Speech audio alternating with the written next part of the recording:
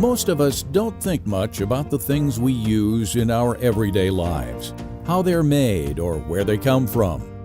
But we all use products made out of steel every day. Cars, trucks, bridges, buildings, roads, farm equipment, appliances, and more. In fact, our quality of life could not exist without steel and these products.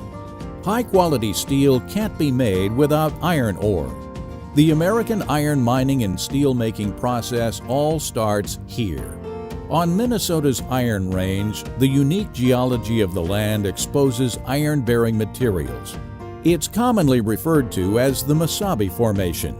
This iron formation was deposited about 1.8 billion years ago, long before dinosaurs even roamed the Earth. Before a mine can be opened, an extensive environmental review process must be followed. An environmental impact statement, or EIS, and mining permits must be obtained from the government. The environmental impact statement is an in-depth environmental review and study of how the mine's activities and processing plant would impact the environment, human health, and the economy in Minnesota. The EIS and permitting process includes not only scientific studies, economic impact studies, and sampling of the environment around the proposed mine, but also public meetings so people can share in the review process.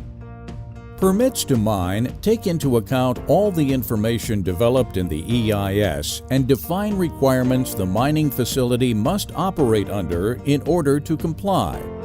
The permit to mine also includes the mining company's agreements on how the disturbed areas will be returned to a natural state once the end of the mine life is reached.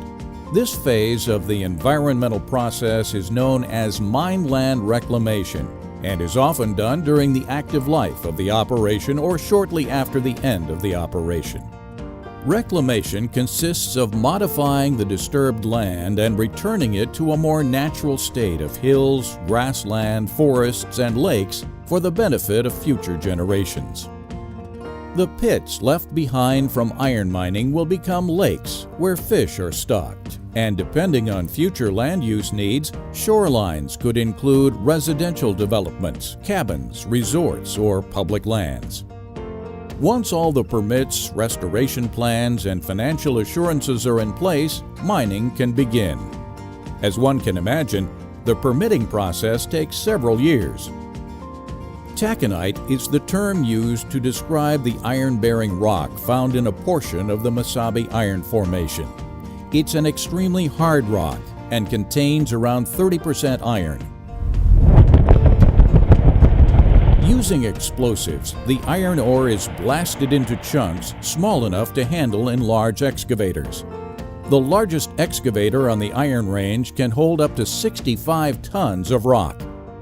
The machines place the taconite rock into giant haul trucks. These trucks are as big as a house and hold up to 240 tons of rock. The trucks take the iron ore directly to the processing plant and the unneeded overburden to the nearby stockpiles. At the processing plant, the ore is crushed into even smaller pieces by rock crushing machines. The crushers keep crushing the rock until it's the size of a marble or smaller.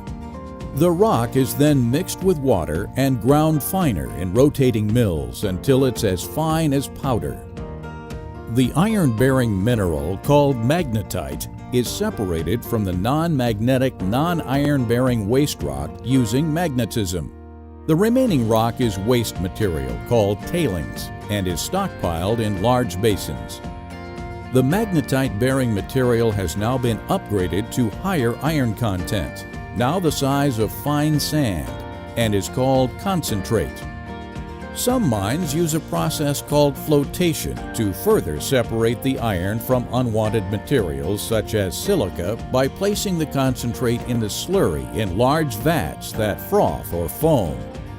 The higher concentrate iron slurry is then separated by large vacuums which draw off the water, resulting in a drier cake-like substance with more iron and less water.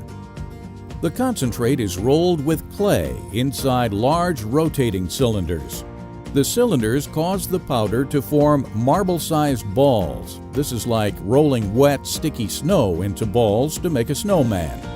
The balls are then heated until they're red hot. The balls become hardened and eventually cool.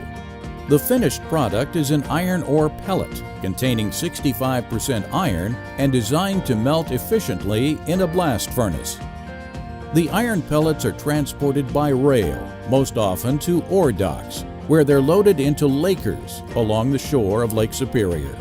These ore boats sail on the Great Lakes to Gary, Indiana, Cleveland, Ohio, or other steel-making towns in the Great Lakes region of the United States, where the steel mills melt down the pellets in blast furnaces to make the steel used to make the products that we use every single day.